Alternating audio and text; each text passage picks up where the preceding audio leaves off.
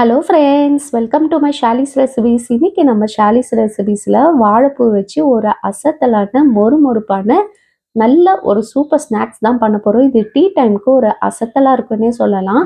இது ஸ்நாக்ஸாக மட்டும் கிடையாது ஃப்ரெண்ட்ஸ், நம்ம எந்த ஒரு ரைஸ் ரெசிபிக்கும் சரி சைட் டிஷ்ஷாக வச்சு சாப்பிட அவ்வளோ அருமையாக இருக்கும்.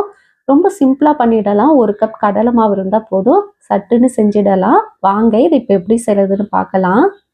இந்த கிறிஸ்பியான வாழைப்பூ ஸ்நாக்ஸ் பண்ணுறதுக்கு ஃபஸ்ட்டு ஒரு பவுல் எடுத்துக்குங்க. அதில் கடலை மாவு ஒரு கப்பு சேர்த்துக்குங்க. இதுக்கு அரை கப் அளவுக்கு அரிசி மாவு சேர்த்துக்குங்க. இதுதான் நம்மளுக்கு நல்ல கிறிஸ்பினஸ் கொடுக்கும். அரிசி மாவு அரை கப்பு சேர்த்துக்குங்க.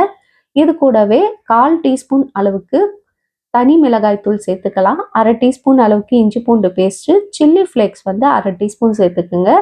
ஒரு 1/4 டீஸ்பூன் அளவுக்கு மஞ்சள் தூளும், அரை டீஸ்பூன் அளவுக்கு பெருங்காயத்தூள், கொஞ்சமாக தேவையான அளவுக்கு உப்பு சேர்த்துக்குங்க. கொத்தமல்லி வந்து நல்லா பொடியாக நறுக்கந்து ஒரு கைப்பிடி நிறைய சேர்த்துக்குங்க. இப்போ இது எல்லாத்தையும் ஃபஸ்ட்டு ஒரு டைம் மிக்ஸ் பண்ணி விட்டுருங்க. ஒரு ஸ்பூன் வச்சு நல்லா மிக்ஸ் பண்ணி விட்டுருங்க. ஒன்றோட ஒன்று எல்லாமே நல்லா மிக்ஸ் ஆகி வந்த பிறகு கொஞ்சம் கொஞ்சமாக தண்ணி சேர்த்து கெட்டி இல்லாமல் நம்ம பஜ்ஜி மாவு பதத்துக்கு இதை வந்து மிக்ஸ் பண்ணிக்க வேண்டியதான். இப்போ பாருங்க, இந்த அளவுக்கு இது நல்லா மிக்ஸ் ஆகி வரணும். இந்த மாதிரி வந்த பிறகு ஒரு ஒரு வாழைப்பூவா நீங்க வந்து டிப் பண்ணி எண்ணெய் நல்லா காய வச்சுட்டு அதில் போட்டு பொரிச்சு எடுக்கலாம். அப்படி இல்லைன்னா நீங்க பல்கா கூட நல்லா ஒரு 6, 7 வாழைப்பூ மொத்தமா சேர்த்து அதிலே பரட்டிட்டு மொத்தமாவும் எடுத்து போட்டு நீங்க சுடலாம். நல்லா கிறிஸ்பியா ஆன பிறகு எடுத்துட்டு சூடா சாப்பிட வேண்டியதான். அவ்வளோ டேஸ்டா இருக்கும். ட்ரை பண்ணி பாருங்க. ரொம்ப சிம்பிளான ரெசிபி தான். செய்யறதுக்கு ஒரு 10 நிமிஷம் கூட ஆகாது. வாழைப்பூ மட்டும் நீங்க கிளீன் பண்ணி வச்சுட்டீங்கன்னா போதும். இதை சட்டுன்னு செஞ்சிடலாம்.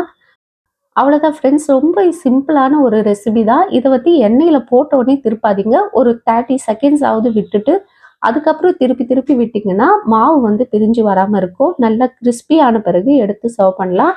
இந்த மாதிரி ஒன்று ஒன்றாவும் போட்டு பண்ணுங்க. இல்லைன்னா எடுத்து மொத்தமாகவும் போட்டுட்டு கரண்டிலேயே இதை லைட்டாக பிரித்து விட்டிங்கன்னா போதும். பார்க்குறதுக்கும் சரி சாப்பிட்றதுக்கும் சரி அவ்வளோ ஒரு டேஸ்ட்டாக இருக்கும்.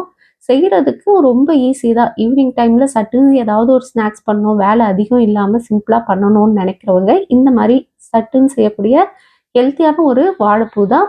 ஆனால் எப்பயாவது ஒரு டைம் நம்ம வந்து இந்த மாதிரி ஸ்நாக்ஸ் மாதிரி செஞ்சு சாப்பிட்லாம். ரொம்பவே நல்லாயிருக்கும் பாருங்கள். நான் கையில் எடுத்து காட்டுறேன் எந்த அளவுக்கு நல்லா மொறுமொறுப்பாக இருக்குன்னு. சாப்பிடவும் நல்லா கிறிஸ்பியாக இருக்கும். ட்ரை பண்ணி பாருங்கள். இந்த மாதிரி சிம்பிளான ரெசிபிஸ் பார்க்குறதுக்கு மறக்காமல் நம்ம சேனலை சப்ஸ்கிரைப் பண்ணி வச்சுக்கோங்க. இன்னொரு வீடியோவில் உங்களை சந்திக்கிறேன். பாய் பாய் ஃப்ரெண்ட்ஸ்.